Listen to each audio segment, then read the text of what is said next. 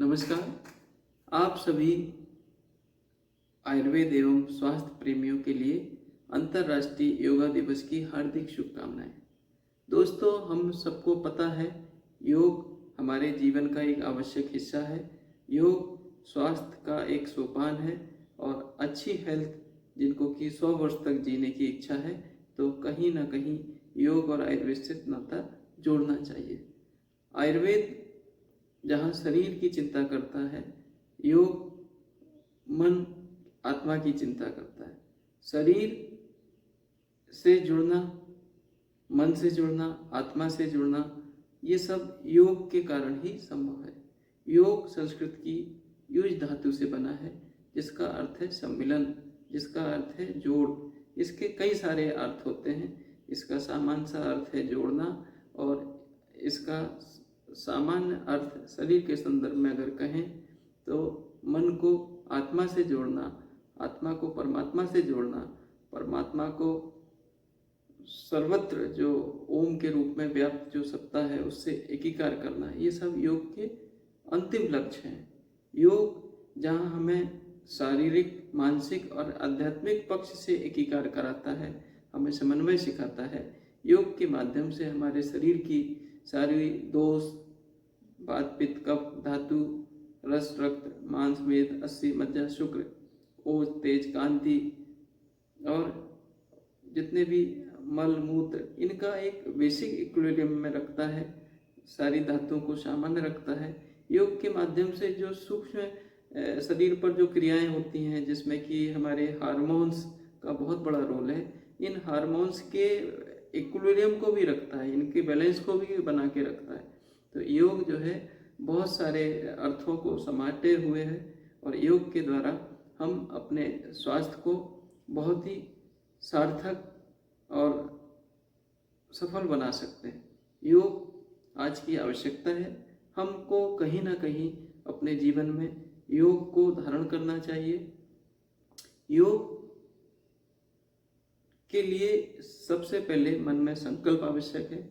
योग मात्र सोचने से नहीं होगा, योग के लिए आपको समय देना होगा। योग के लिए नित्य आपको कम से कम 45 मिनट से लेके 1 घंटे का समय आपको लगाना चाहिए। और योग का अगर आप असली लाभ लेना चाहते हैं तो योग के द्वारा सबसे पहले आप सुबह प्रातः 6 बजे से पहले योग को अवश्य करें। योग महर्षि पतंजलि ने योग सूत्र में अष्टांग योग के रूप में वर्णित किया है। योग में सबसे पहले 5 प्रकार के यम, 5 प्रकार के नियम, 5 फिर इसके बाद जो है आसन, धारणा, ध्यान, समाधि, प्रत्याहार, ये सारी की सारी जो है एक अष्टांग क्रियाएं बताई हैं। इसमें जो प्रथम जो सोपान है वो यम है, जो कि मानसिक लेवल पे करना होता है, और जो नियम है उनको शारीरिक लेवल पे श्वास, संतोष आदि करने होते हैं। इसके अतिरिक्त जो हमारे आसन है, आसन जो है शरीर से करना होता है। आसन, प्राणायाम, प्रत्याहार, धारणा, ध्यान, समाधि, तो इन सब के द्वारा जो है हम अपने जो हमारा अंतिम लक्ष्य है आरोग्य को पा सकते हैं। और योग में जो बहुत ही सार्थक क्रियाएं हैं वो हमारे आसन हैं, प्राणायाम हैं, मुद्राएं हैं। हमने अपने जीवन में ज़रूर जो है आसन को अपनाना चाहिए। आसन के लिए आयुष मंत्रालय योगा द्वारा योगा की एक सामान्य प्रोटोकॉल जो डे टू डे की लाइफ में हम कर सकते हैं, उनके बारे में बताया गया है। उनको हमने जो है डेली लाइफ में प्रैक्टिस करनी चाहिए। सूर्य नमस्कार वन ऑफ द बेस्ट आसन, जिसमें कि सारे कई सारे जो 12 पोज होते हैं उन सबको एक सम्मिलित रूप से कहा गया। तो सूर्य नमस्कार को और सूर्यवेदी प्राणायाम को अवश्य डेली जीवन में करना चाहिए। कई सारी मुद्राएं होती हैं, मुद्राओं को अपनाना चाहिए। और आयुर्वेद सम्मत खान पान, अपनी प्रकृति के अनुकूल आहार विहार और स्वास्थ्य रक्षक औषधियों का सेवन करना चाहिए। सद्व्रत का पालन करना चाहिए और अपनी सोच को समग्र रूप से राष्ट्र के लिए, अपने समाज के लिए और अपने शरीर के लिए लगानी चाहिए। जब हमारी सोच उन्नत होती है तो हमारे कार्य उन्नत होते हैं। जब हमारे कार्य उन्नत होते हैं तो निश्चित रूप से राष्ट्र जो है कहीं ना कहीं आगे बढ़ता है।